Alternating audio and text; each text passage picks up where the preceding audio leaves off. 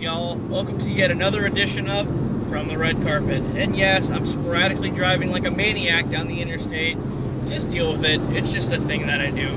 Anyway, on today's episode, we have some news regarding the Marvels, which is Captain Marvel 2, as well as Ant-Man and the Wasp: Quantumania, the Wonder Twins movie, and just some other DC stuff. So stick around, and we'll dive right in.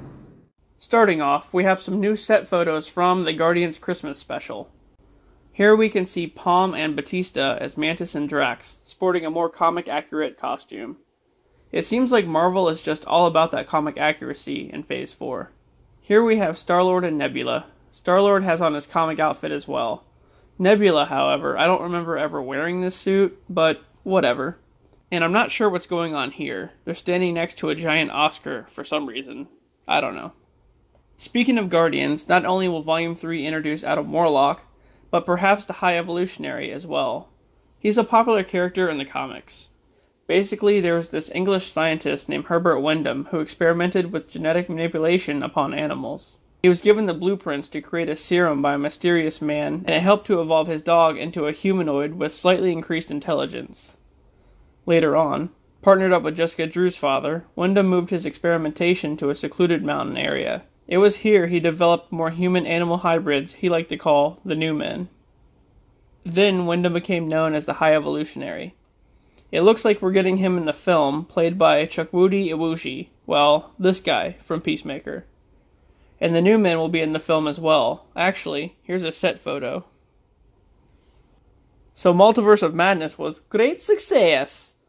If you haven't seen it already, here's a huge spoiler. Wanda dies. Well, it looks like she does, anyway. But maybe I'm wrong. According to Marvel and Kevin Feige, she's now getting a solo film sometime in the near future. Maybe it's a redemption arc after she pretty much killed everyone in the fucking movie. So Captain Marvel 2, The Marvels, switch release dates with Quantumania. As of now, Quantumania will come out on February 17th, and The Marvels on July 28th. Which also means now, we're getting King the Conqueror that much sooner. Werewolf by Night will be the MCU's first Halloween special on Disney+. This will feature, of course, Werewolf by Night, Elsa Bloodstone, Arthur Harrow, and apparently Blade as well. Not only that, but as of now, Man-Thing has reportedly been added to the cast. Both Werewolf by Night and Man-Thing will be practical effects. So, with that being said, who is Man-Thing? Back in the early days of Marvel, there's a biochemist named Dr. Theodore Sallis, who worked in the Everglades alongside a team of scientists attempting to recreate the super soldier serum that was given to Steve Rogers. Sallis was a well-known scientist and even helped Kirk Connors develop a serum for his missing arm, although eventually it did turn him into a lizard. Anyway, at one point, he brings his lover, Ellen Brandt, to the lab. And if that name sounds familiar, it's because she was the chick from Iron Man 3, that was, fucking around with the extremists. Then, the scientists learned that AIM is in the area. And of course, AIM is from that movie as well. They're pretty much like the rivals of Stark Industries, but they're also terrorists, and they're led by that guy Aldrich Killian. So Iron Man 3 had a lot of this stuff in there, but they kind of, changed it around. Anyway, AIM shows up and ambushes Sallis and destroys the lab. Sallis does flee, though, with his last remaining vial of the serum and injects it into himself, hoping it will save him, but it does no good. And then he crashes his car into the swamp, and some kind of chemical reaction happens that turns him into a human-plant hybrid. As it turns out, Brandt worked for AIM all along and was planning to double-cross Sallis anyway. So after he mutates into Man-Thing, he has a run-in with Brandt, and he burns her face with this acid that he can apparently secrete out of his body. If you watched Iron Man 3, like I said, Brandt's in there, and her face is burnt too, but it's from an extremis misfire, not acid. Anyway, so then, Man-Thing just wanders around the swamp aimlessly. But the swamp was actually the nexus of reality, the center of the multiverse, and he became the guardian of the nexus.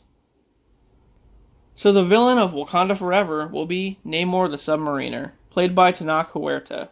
The film will explain how Wakanda has been at war with the underwater city of Atlantis for centuries, and that at some point, a long time ago, Atlantis sank to the bottom of the ocean during the war. As of now, we have a better insight into the plot of the film. Namor's agenda throughout the movie will be to sink Wakanda, which is weird because I thought it was landlocked this whole time, but yeah. Eventually, throughout the course of the movie, there will be a common enemy for the both of them to team up and face, which will ultimately turn Namor good by the end. Aquaman and the Lost Kingdom is due out on March 17th next year, and will continue the story of Arthur Curry. In this one, he'll have to team up with his brother Ocean Master to take on Black Manta, who comes back even more ruthless than before. New reports state that the son of Arthur and Mera will be introduced in the film. Wait a minute. When do they have time to hook up?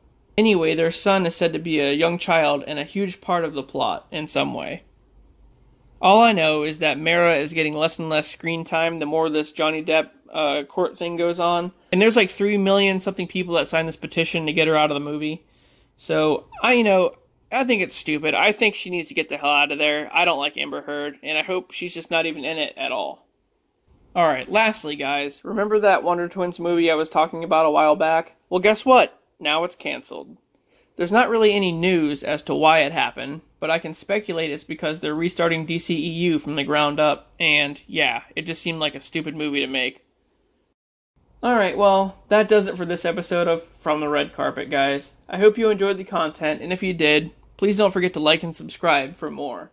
And with that, I'll see you on the next one.